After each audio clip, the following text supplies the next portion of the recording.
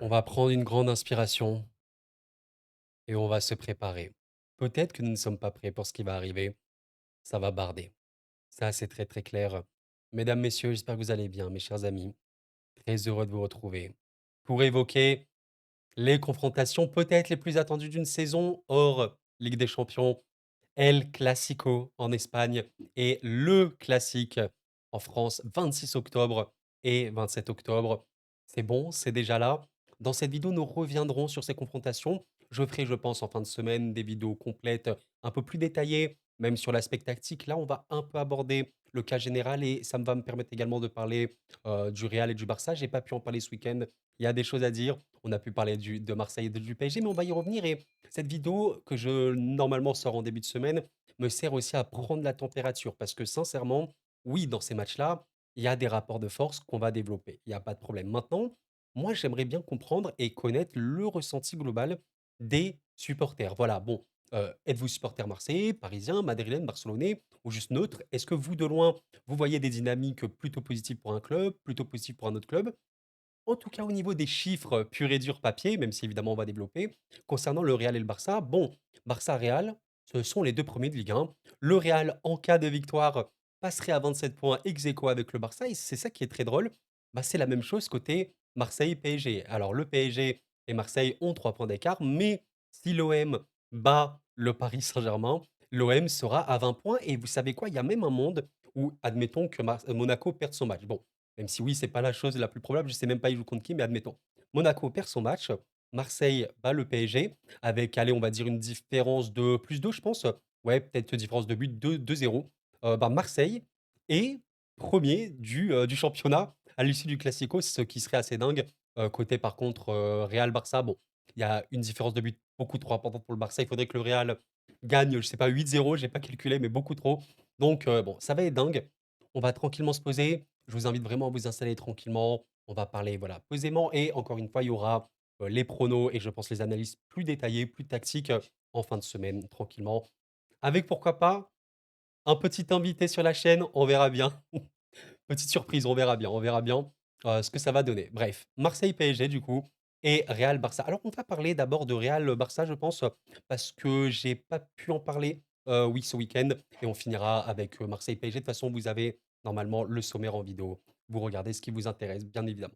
Real-Barça, bon, match spécifique, j'aimerais d'abord dire quelque chose de très, très, très, très simple avant de m'étaler sur ce match-là. Déjà, ce que je veux dire initialement et ce qui est très, très simple, je ne supporte aucune des 2 équipes, donc j'essaie un maximum d'être neutre.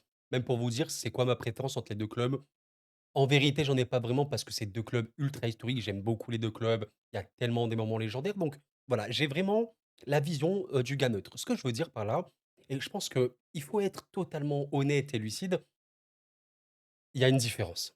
Aujourd'hui, il y a une différence, mais ça signifie pas que le Real va forcément perdre. Voilà pourquoi. Parce que oui, vous l'avez compris, la différence qu'on voit aujourd'hui, c'est que le Barça, OK, a des petits problèmes.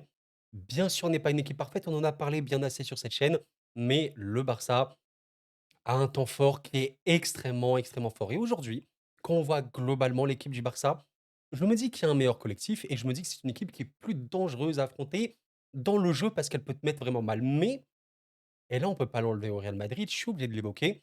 Je vais vous montrer les effectifs comme ça, ce sera vraiment mieux. Voilà, nous sommes sur Transfermarkt et nous sommes devant l'effectif du Barça qui est coté à 944 millions, ce qui est largement un des clubs les plus cotés au monde. Je crois que c'est à peu près le même, prix pour vous dire que le PSG et de l'autre côté, on a le Real Madrid à 1,36 milliard qui est, je pense, le club le plus valorisé du monde du football actuel, même devant City qui est, je crois, deuxième. Bon, c'est 2 effectifs monstrueux et oui, factuellement, on voit l'effectif du Barça, c'est formidable, hein, c'est formidable. Il y a pas de problème là-dessus. Il y a en plus beaucoup de jeunes de la Masia notamment et tout, c'est vrai. Maintenant et c'est ça qui est super intéressant, je ne sais pas si vous connaissez, notamment Riles, youtubeur, foot, assez connu je pense, qui est supporter du Real Madrid. Alors, je ne peux pas malheureusement consommer trop de YouTube, mais, je vois un peu les titres à droite à gauche. Je crois que Riles avait titré, comme dernier, titre sur son débrief, Real Madrid, Celta. Comment ils font pour gagner ou comment le Real fait encore pour gagner? C'est ça qui est super intéressant parce que quand on voit ça sur le papier, quelqu'un qui regarde pas les matchs, il se dit: «Ouais, OK, Real est deuxième. Ils sont invaincus, le Barça est premier. Bon, ils ont perdu une fois, en vrai, c'est assez équivalent. Le Real et le Barça ont à peu près le même niveau.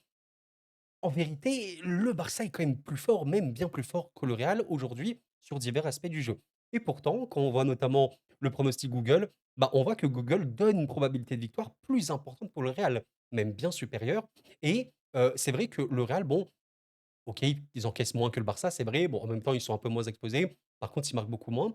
Et en fait, pourquoi ceci? Pourquoi on croit au Real et tout? Déjà, une raison simple, n'oublions pas que c'est le football. Dans le football, tout est possible. Ça, c'est la base de la base, avant même de développer le reste. Mais au-delà de ça, le Real Madrid, l'effectif qu'ils ont n'a pas de sens. C'est sincèrement, l'effectif du Real n'a pas de sens et c'est très, très, très représentatif de ce que peut être le football actuel. Aujourd'hui, on est dans un monde, dans une ère du football où le jeu, c'est bien, oui, c'est important, bien évidemment. Produire un jeu assumé, un jeu dominateur et tout, c'est cool. Maintenant, il y a ce qu'on appelle l'individualité et là, clairement, le Barça a des individualités dingues, mais ce qui les fait briller énormément, c'est leur collectif qui fait qu'ils génèrent un nombre d'occasions absolument irréel. Voilà pour vous montrer, là vous avez un graphique, un tableau par DataFoot que vous pouvez retrouver tranquillement sur Twitter. Vous avez ici son arrobase. On regarde un petit peu les grosses occasions de but dans les 5 premiers championnats. Eh bien regardez, il n'y a pas de hasard. Vous avez le PSG et le Barça qui sont de très très loin, qui se détachent énormément des équipes ayant créé le plus d'occasions. Ça reflète quand même une certaine domination en championnat. Ça reflète également une créativité importante parce que tu multiplies tes occasions. Le Real Madrid n'est pas dans le top 10 et ça, c'est une vérité. Maintenant, ben, le Real Madrid, je vais vous montrer simplement, par exemple, le dernier match qu'ils ont pu faire contre le Celta, qui fut voilà, compliqué encore une fois au niveau de la production. Ben, t'as Kylian Mbappé, t'as Vinicius, t'as Bellingham, voilà, t'as Kamavinga, t'as Valverde qui est irréel. À un moment, les gars, quand sur le banc, tu as potentiellement des Modric, des Rodrigo et tout, l'effectif est hors norme, sachant que Güler n'était pas rentré, sachant que Hendrick n'était pas rentré. L'effectif n'a absolument aucun sens et je vais vous montrer quelque chose de très, très, très intéressant concernant, le Barça et le Real. Regardez un petit peu le Barça contre Séville. Contre Séville, le FC Barcelone a eu 3,89 d'XG. Dans le jeu, on est sur du 3,10 d'XG. Pour ceux qui ne comprennent pas trop, ça signifie simplement les buts attendus. Quand vous avez au-dessus de 2 déjà, c'est vraiment pas mal sur un match, mais quand vous avez au-dessus de 3, quasiment 4 IG dans un match, tu as généré un nombre d'occasions absolument hors norme. Tu as eu 7 grosses occasions contre Séville notamment. Le dernier match que tu as eu en Ligue des Champions contre les Young Boys, bah, voilà quoi, tu as eu 5 grosses occasions, 3,64 IG, c'était absolument hors norme et voilà pourquoi le Barça gagne. Voilà pourquoi le Barça est fort. Parce que il domine l'adversaire, il se génère un nombre d'occasions absolument hallucinant et il gagne des matchs comme ça, tout simplement. C'est un peu la base du football. Bah, tu es plus fort que l'adversaire, tu les accules, tu te génères des occasions, tu finis par marquer, on ferme la boutique et on gagne, tout simplement. Et le Real Madrid, c'est l'inverse. Le Real Madrid, contre le Celta, il gagne, par exemple. Contre Villarreal, il gagne. Mais sur ces matchs-là, notamment, bah, le Real n'a pas du tout les occasions de leur côté. Contre Villarreal, on est à 0,47 XG. Bah, quand tu as l'attaque du Real, c'est vraiment, vraiment beaucoup, beaucoup trop faible. Tu as simplement une grosse occasion dans le match, mais tu gagnes. Contre le Celta, pareil, 0,74 XG, c'est très, très faible et pourtant ils gagnent. Bah, pourquoi? Parce que contre le Celta, bah, tu as Kylian Mbappé qui, regardez, tire un ballon à aller à 20-25 mètres, qui a que 0,04 d'XG, ce qui est extrêmement faible. Ça signifie vraiment que le ballon a 4 de chance d'être marqué, mais la qualité de frappe, elle est énormissime. Regardez un petit peu le XGOT, c'est la qualité de la frappe cadrée. 0,42, c'est vraiment positif. Donc il arrive à marquer de loin. Contre Villarreal, bah, c'était la même chose, hein. Regardez les 2 buts là pour le coup. On regarde un petit peu les buts très rapidement. Vinicius, il tire un ballon en pleine lucarne à 3 d'XG, enfin c'est super, super faible et Valverde à 0,02, 2 de chance de le marquer à la 14e minute, c'est le Real Madrid et ça, c'est un peu une leçon. C'est un peu une leçon qu'on nous donne. Qui va remporter? C'est un peu une leçon d'idéologie. L'idéologie du Real ou du Barça, évidemment, je pense que les Madrilènes ne choisissent pas de jouer comme ça. C'est une redisposition tactique totale avec l'absence de Kroos, avec l'arrivée d'Mbappé, qui on sait est surtout un mec qui va être présent dans la dernière, zone. Il ne défend pas. Donc c'est pas, je pense, choisi de la part du Real. Le Real aimerait bien jouer comme le Barça et rouler, c'est clair. Mais on a dit un truc, le Barça va être plus fort que le Real sur cet aspect-là, c'est sûr et certain, sur le jeu et cetera. Le Real va être beaucoup plus peut-être tranchant, beaucoup plus décisif, beaucoup plus dangereux avec très, très peu de choses. On voit que le Real a gagné énormément de matchs avec quasiment rien. Avec quasiment rien et notamment parce qu'aussi derrière, bah, on oublie d'évoquer, voilà, il y a des joueurs de top niveau, mais quand tu prends notamment contre le Celta, ben, voilà, tu as El Monsieur, El Mister Thibaut Courtois, donc forcément ça aide. Donc qui va gagner? Est-ce que c'est l'idéologie d'Hansi Flick? Football total, rouleau compresseur, dominateur, génération d'occasions énormissime grâce à des mouvements, des attaques rapides et cetera, des circuits? Ou est-ce que c'est le football d'Ancelotti qu'on n'arrive pas encore trop à saisir, qui est un peu abstrait, mais qui se base sur les top individualités mondiales, les Bellingham, les Vinicius, les Valverde, les Rodrigo, les Mbappé, qui, bon, ben, de toute façon, ils sont sur le terrain. Un petit dribble magique, une petite percussion magique, une petite passe magique, et ça finit en but. Ça va être super intéressant à voir. Qu'est-ce que vous en pensez? Je pense vraiment que ça va être un match unique, quoi. C'est vraiment deux oppositions de style total. Et c'est pour ça que oui, factuellement, malgré le fait que le Barça soit bien plus fort aujourd'hui que le Real dans le jeu, vous l'avez compris. Et je pense que le Barça aujourd'hui, c'est pas loin d'être la meilleure équipe d'Europe dans sa proposition. Il y a le Bayern qui est également très très bon, je trouve, et d'autres, mais bon, c'est vrai. Maintenant, ouais, je peux totalement comprendre que les gens pensent que le Real va gagner ce match-là. Pour moi, c'est un peu qui tout double. Soit le Real explose très vite et le Barça arrive à être létal rapidement, ou soit le Barça n'arrive pas trop à finir et le Real, sur leur première occasion, il marque le premier but et après ça peut dérouler. J'aimerais finir, ce petit, passage Real-Barça par une dernière chose. Je vous ai parlé des effectifs et effectivement, les effectifs, sont formidables. L'effectif du Real fait que c'est peut-être l'équipe la plus dangereuse quand même à affronter parce que ces mecs-là peuvent marquer à tout moment et j'ai un truc à vous montrer quand même parce que oui, l'effectif du Barça, on en a parlé, il est bon. Mais l'effectif du Barça, il a quelque chose qu'on est obligé de noter. Et oui les amis, pourquoi? Parce que vous le savez, les classicos, les grands matchs, les finales de coupe du monde, machin, c'est aussi le moment des immenses joueurs. C'est aussi le moment des révélations. C'est le moment où on va voir les légendes. Et là, je vous propose quelque chose où nous allons regarder les joueurs les mieux valorisés du monde du football. Et attention aux yeux, parce que le choc risque d'être très élevé. Voici les joueurs les plus valorisés du monde. En première position, nous avons Erling Haaland et Vinicius Junior. Bellingham et Mbappé sont juste derrière. Et nous avons, vous le voyez bien, dans le top 10, il y a un seul mineur, c'est Lamine Yamal. Lamine Yamal, avec 150 millions d'euros, est le joueur en cinquième position, le mieux valorisé du monde du football. Lamine Yamal est la raison pour laquelle le Real Madrid doit absolument s'inquiéter. Honnêtement, je suis le football depuis des années maintenant, bien avant d'être sur YouTube, et je me prétends pas du tout être connaisseur ou je ne sais pas quoi, je suis juste amoureux du football et j'aime le football, c'est tout. J'ai vu des joueurs dans ma vie.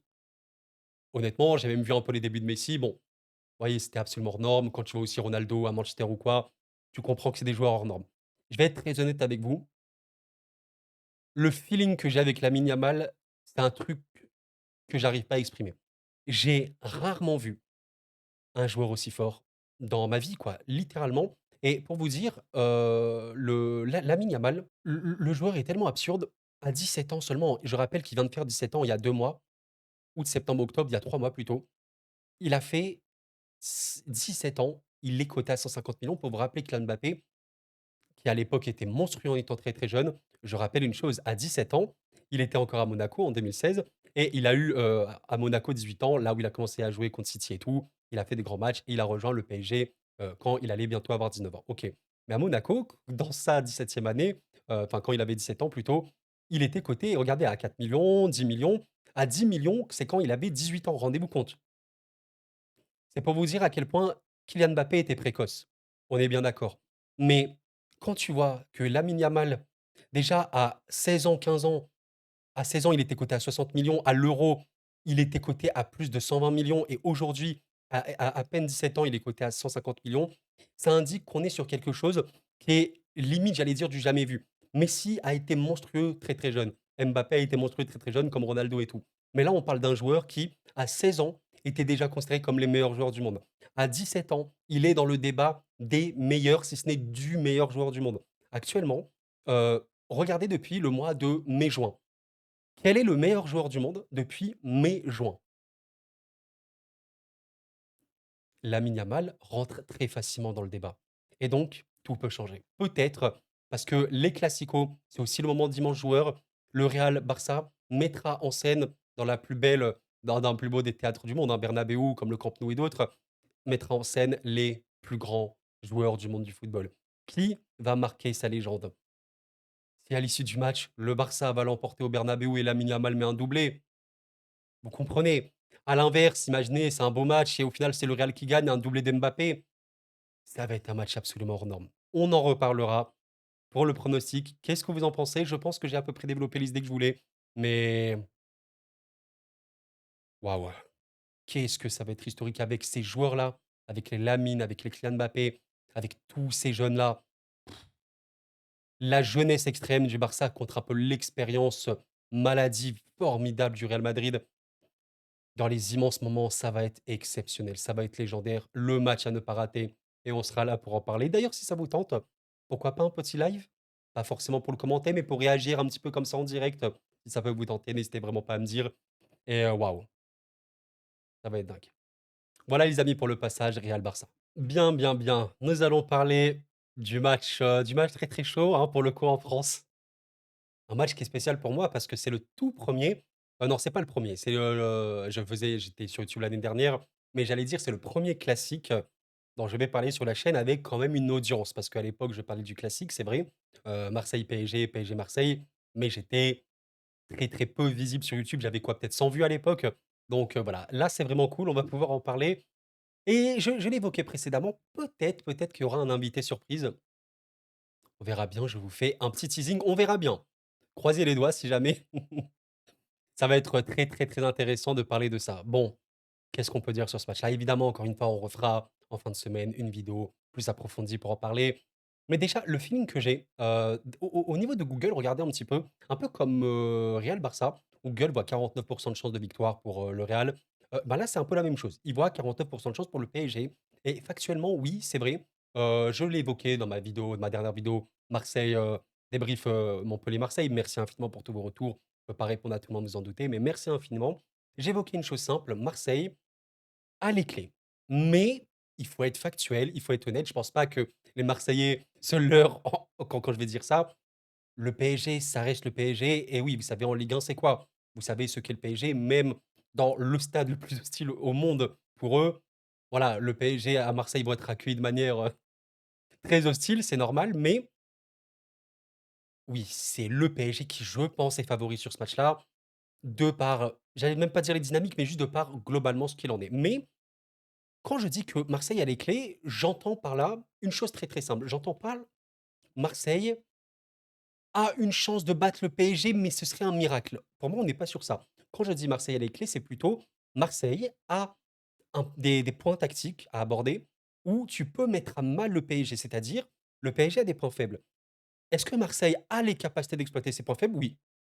Oui, totalement. C'est pas comme si on parlait, je sais pas, d'un club de national. Est-ce que ce club de national a les armes pour attaquer le profil parisien? Je t'aurais dit non. Mais les joueurs marseillais, les profils, si tu veux, des joueurs marseillais, il y a débat. Mais clairement, il faudra faire un match parfait. Ah là, c'est très très clair. Il faudra faire un match très parfait. Je vais quand même rappeler un truc, les effectifs des deux équipes. Donc le PSG a un effectif à quasiment 900 millions, forcément un effectif colossal. Marseille est, je crois, le deuxième effectif de Ligue 1, ou peut-être juste après Monaco ou Lyon, je sais plus trop, mais à 305 millions, c'est quand même une belle cote, voilà. Et clairement, en fait, les clés du match pour Marseille, comme je vous l'ai dit, on l'évoquera plus tard. Les profils, ce qui est très très intéressant de voir, c'est qu'il y a quand même des joueurs très bien valorisés à Marseille. Et je pense que parmi ces joueurs-là, oui, factuellement, il y en a qui peuvent causer des gros dégâts au Paris Saint-Germain. On a bien vu une chose, c'est que le PSG, il y a un mot d'ordre, c'est la possession, l'obsession de la possession. Pourquoi? Parce que oui, factuellement, ben, si toi, tu as plus le ballon que l'adversaire, si toi, tu empêches l'adversaire d'avoir le ballon, si tu l'empêches complètement de créer un jeu, tu as factuellement plus de chances de l'emporter, au minima plus de chances de te générer des choses, des situations pour faire mal.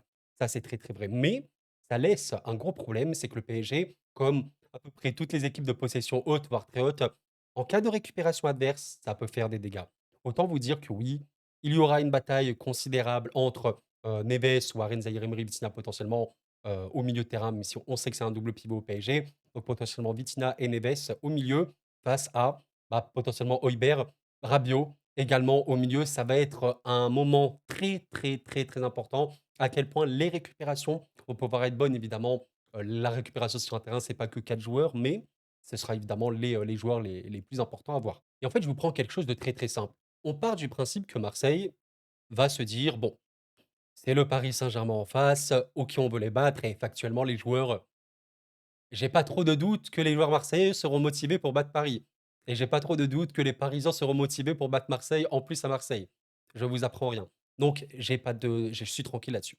Maintenant, De Zerbi, dans son intelligence, je pense quand même est importante, c'est que essayer de chercher le ballon face au PSG, essayer de presser de manière intense et réussir à garder un bloc médian haut, comme l'a pu le faire l'Arsenal en première période contre le PSG, c'est super risqué. Parce que autant Marseille peut le faire et peut empêcher les relances parisiennes, autant, ben, si le PSG arrive à casser la pression marseillaise, autant vous dire que Marseille, est-ce qu'ils ont la capacité de gérer les Dembélé, les Barcola, potentiellement les Lille, Asensio et tout en contre machin, en contre, je veux dire en transition?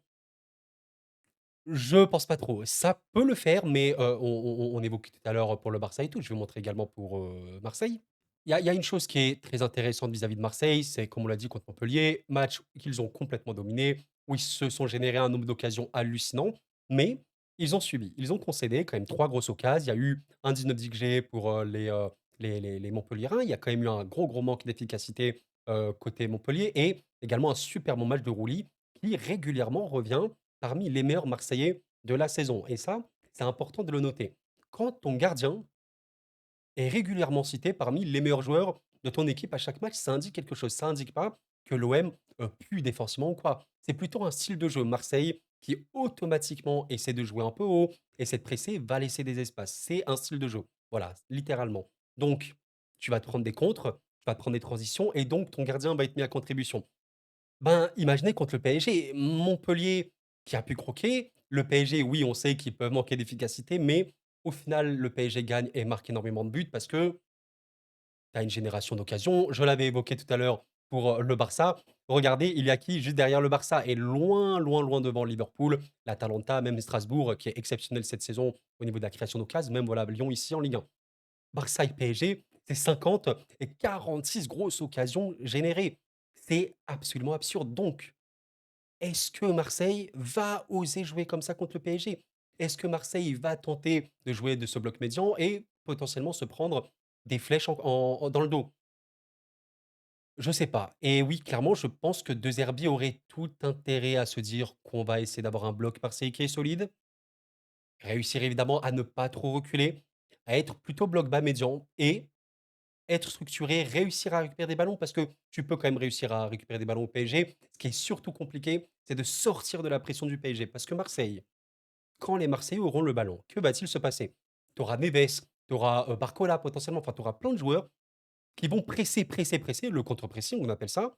Et Marseille, dans ce moment, devra réussir à sortir le ballon. Mais ils ont la capacité, ils ont les joueurs, techniquement parlant, bah, qui peuvent le faire. Quand on voit les joueurs là qui étaient alignés, Wai, par exemple, imaginez, il a décroché assez bas. Pour moi, il a la capacité de déviation. Harit, il a totalement. Rabiot, même si c'est plutôt un joueur qui se projette bien, il peut temporiser, relancer. Ok, Højbjerg, bon, j'ai pas besoin de vous le dire, bien évidemment. Balerdi, totalement pour moi. Même Rouli qui je pense a une bonne qualité de passe quand il peut le faire. Raoult, je sais pas trop, mais globalement, il y a les joueurs pour. Donc, ça va être la clé et je suis pas De Zerbi, je connais pas, mon équipe, je connais pas son équipe bien évidemment, mais tu vois? Ouais, bloc bas médian, tu attends le PSG, tu es structuré, tu sais que le PSG peut avoir un peu du mal contre les blocs bas. Tu te mets bien, tu as récupéré le ballon et là, tac! C'est là où De Zerbi devra comprendre directement son équipe. Toi, tu récupères le ballon, essaie de renvoyer. Trouve ce circuit-là et c'est pourquoi pas une transversale. Cherche ce joueur-là, le placement et après on part. Et oui, l'OM qui réussit à battre la pression du PSG, après ça peut dérouler. On verra bien, mais ça va être forcément très intéressant. Dans l'absolu, oui, pour conclure, le PSG reste plus fort parce que le PSG peut complètement acculer Marseille. On sait que Marseille en bloc bas, c'est pas non plus les meilleurs parce que c'est plutôt une équipe qui est portée vers l'attaque, c'est très, très clair. Mais ils ont les cartes en main pour moi et Dans l'absolu, je pense qu'on est sur quoi? Les du 60-40 pour le PSG quand même? 55-45 peut-être si vous voulez, mais voilà, ça va être globalement, j'allais dire assez serré. C'est un match où il peut avoir beaucoup de buts, mais dans l'absolu, je me dis: «Le premier but peut changer pas mal de choses». Parce que si le PSG marque en premier, on imaginerait quand même Marseille un peu plus se découvrir. Mais si Marseille marque en premier, on pourrait imaginer Marseille vraiment encore bien, bien plus structuré et encore plus essayer de prendre le PSG dans le dos. Voilà. Après, dites-moi un petit peu ce que vous en pensez. Est-ce que vous voyez l'Olympique de Marseille essayer de jouer le ballon contre le PSG? Ça me semble quand même être, un truc trop, trop, trop, inconscient. En vrai, pourquoi pas, hein, pourquoi pas? L'équipe qui a posé le plus de problèmes dans l'intensité pour le PSG cette saison, ben, c'est, je vais vous le montrer. Je pense que c'est, bah, littéralement le Strasbourg. Je crois que c'est Strasbourg, les gars, je vais vous montrer ça, regardez. Là, en direct, voilà, Strasbourg PSG. C'est ça. Contre Strasbourg, le PSG a eu son match avec le moins de possession, 56. C'est honorable de la part de Strasbourg et regardez, honnêtement, ils se sont générés pas mal d'occasions. Alors oui, OK, c'était une compo qui était plus ou moins une équipe bis, mais il y avait des titulaires comme Neves, Vitinha notamment, OK, c'est vrai, mais voilà, le PSG a évidemment complètement dominé ce match, énormément d'occasions, mais Strasbourg en a eu. Donc voilà, c'est l'OM peut jouer comme ça. Si l'OM joue comme contre comme Strasbourg contre le PSG, je pense que oui, l'OM aura des possibilités, aura des situations, mais potentiellement, bah, tu t'exposes à 4 buts, tu t'exposes à 3-4 XG. Ça serait très risqué. Après bon, pour le football, pour le la beauté du spectacle, un match aller, à 5-6 buts, allez, on mange, hein, on mange très, très bien, mais je pense que si le but c'est de gagner au minima, de ne pas perdre. Donc voilà, vous me dites un petit peu ce que vous en pensez. Je vais arrêter là, ici. En vrai, de vrai, c'est quand même un gros, gros développement. On en reparlera. Est-ce que votre feeling, voilà, il est bon, il est pas bon? Vous supportez qui encore une fois? Est-ce que vous êtes d'accord avec un peu mon interprétation du match, de la physionomie du match en tant que tel? Et évidemment, n'hésitez pas à me donner des éléments de réponse, pour y réfléchir. Encore une fois, je peux pas répondre à tout le monde, vous le savez bien, mais je lis vos commentaires avec grand plaisir. Et voilà mes chers amis, c'est la fin de cette vidéo. Merci de l'avoir suivi et je remercie les personnes qui penseront au like avant de partir, c'est le meilleur moyen de m'aider. 100 gratuit. Bon, je suis, très, très excité. Je vous avoue que le football, c'est vrai qu'aujourd'hui, on peut être lassé, on peut, voilà, avoir moins de hype et tout, je peux comprendre pour diverses raisons, mais c'est vrai que moi, j'aime toujours beaucoup ça et j'aime beaucoup découvrir des joueurs, comme je l'ai dit précédemment dans une autre vidéo, des jeunes joueurs notamment et évidemment, bah, les grands matchs, les Real Barça, les Marseille PSG, les matchs de la Ligue des Champions et tout. Ça aussi, ça m'anime tellement et on sera là. Faites vos pronos, n'hésitez pas, mais je pense qu'on peut avoir de grandes surprises. Sincèrement, parce que soyons bien sûrs d'une chose et je vais terminer sur ça. Real Barça, Marseille PSG, ce sont des classiques. Ce sont des matchs de très, très, très haut niveau. Ce sont parmi voilà, rappelez-vous que si vous voulez être footballeur, si vous êtes jeune, il faut commencer déjà très, très tôt et rien que si tu es en national, c'est une immense victoire en soi. Si tu es joueur en Ligue 2, c'est quelque chose de formidable, c'est exceptionnel. Ça veut dire que tu as atteint un niveau qui est largement supérieur à l'humanité. Mais quand tu es dans la Ligue 1, dans une Ligue 1 professionnelle et quand tu es en plus parmi les équipes ultimes de ces championnats-là, Marseille PSG en Ligue 1, Real Barça d'un autre en plus qui sont parmi vraiment les meilleures équipes du monde, ils sont à un niveau de fou. C'est-à-dire que même entre guillemets «le moins bon joueur de la Ligue 1», il est 1 milliard de fois plus fort que nous. Ça, c'est une vérité. Donc n'oublions pas cela. C'est le très, très, très haut niveau. Très, très, très haut niveau. C'est du football.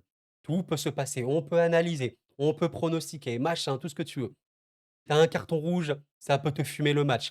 Tu as énormément d'occasions ratées et l'autre équipe marque sur sa première occasion, ça change totalement ton match. Tu as un joueur qui disjoncte en plein match, tu as le coach, c'est fini. Tu as le coach qui perd le fil du match, c'est terminé. C'est les détails du très, très haut niveau. Ces matchs-là, c'est la quintessence du football. On espère et vraiment ça, c'est mon souhait le plus cher, en tant qu'amoureux de football global, juste avoir des beaux matchs. J'aimerais vraiment que les gens qui ont pris un abonnement ou qui sont allés au stade, qui se posent et qui se disent: «Purée, j'ai vraiment vu un bon match. Là, je rentre, je suis content». Donc pas de match fermé, s'il vous plaît. Pas de match fermé, s'il vous plaît, même s'il y aura sûrement la pression et bon, pourquoi pas des surprises? Bon après, je vous avoue que sur ce match-là, j'espère, que ça va se passer, hein, quand même, pour mon club, hein, forcément. Mais, on sera là pour en parler, je l'espère. Et ouais, on parlera évidemment de ce match avant et je j'ai oublié de le dire, mais je vous propose pourquoi pas un petit live pour Real Barça et pourquoi pas même pour, Marseille PSG. On verra bien, comment, mais un live pas forcément commentary parce que je ne peux pas commenter. J'ai pas le studio adapté pour, mais, plutôt, bah, je suis là, je suis posé et je regarde le match en direct, je commente certaines actions pour voir, mais pas en mode commentateur de football comme vous pouvez le voir, sur d'autres chaînes. Juste, voilà ma réaction à chaud. En vrai, pour Real Barça, pourquoi pas. Pour, Marseille PSG, je j'aimerais enfin, en fonction de comment on peut tourner le match, ça peut être sombre si je fais un live. On verra bien. Bref, mes chers amis, merci d'avoir suivi la vidéo, c'était cool. Prenez soin de vous et la paix sur vous.